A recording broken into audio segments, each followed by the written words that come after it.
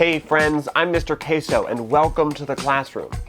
Alright, so this video is building off of a previous video I made on the winter solstice. So make sure you go watch that one first. I'll put it down below. So for pretty much all of humanity, people have been looking up at the stars. Cultures all around the globe use the movement of the earth, the sun, and the moon to organize their day, their calendar, their seasons, etc.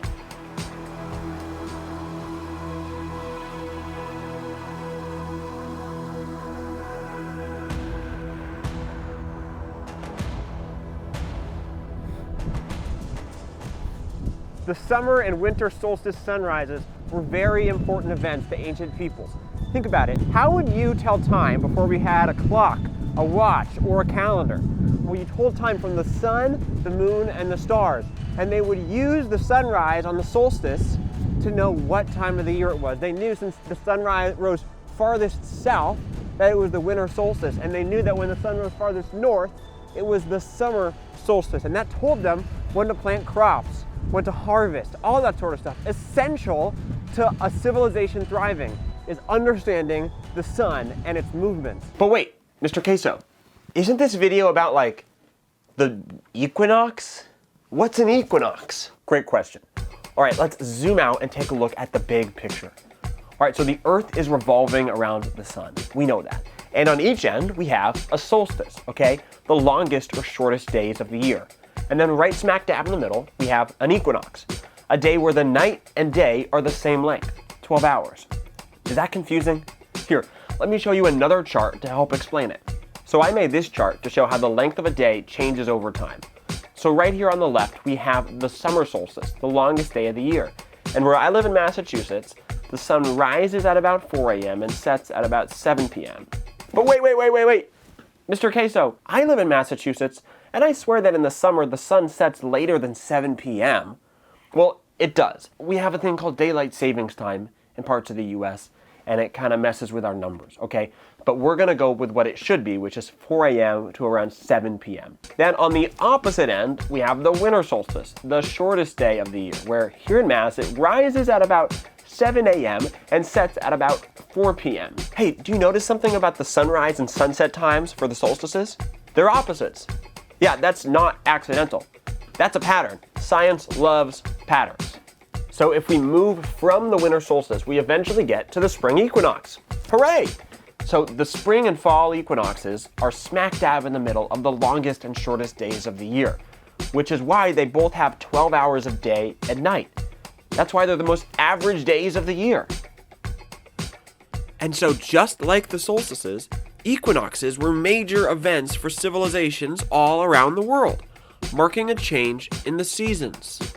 Oh, I should also point out that the length of a day, the solstices, equinoxes, those are all connected to our seasons as well, but that's a totally separate video. All right, now that we have that covered, let's rewind back to December and recap what we learned on the winter solstice. Here we are. This is the sunrise. We have a couple cameras set up. We'll be able to use this as an experiment, and then in June we'll come back and we'll see that the sun has shifted more north, okay? And it's gonna rise its farthest north on the June solstice, the summer solstice. So in order to accurately predict where the sun will rise on the summer solstice, it'll be helpful to see where the sun rises on the equinox, this day that's smack dab in the middle of the two solstices. All right, let's head to the ocean and capture that sunrise.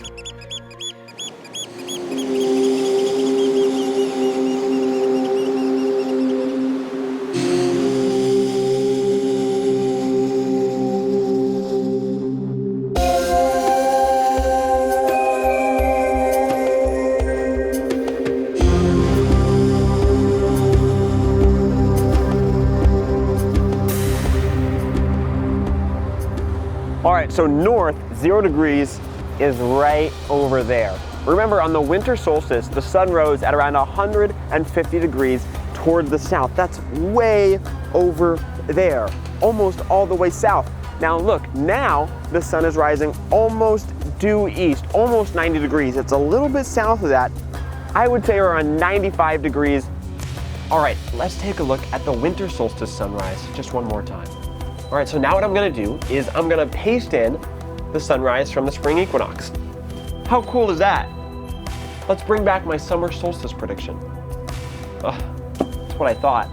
All right, so clearly my summer solstice prediction is pretty much where the spring equinox is. All right, so that means that clearly my first prediction was wrong. That's a pretty big difference, 150 to around 95. Where do you think the sun might rise on the summer solstice, given that you know both of those points? I'm gonna do some math. Why don't you do some math, and then we'll put our heads together and we'll figure it out. All right, see you later.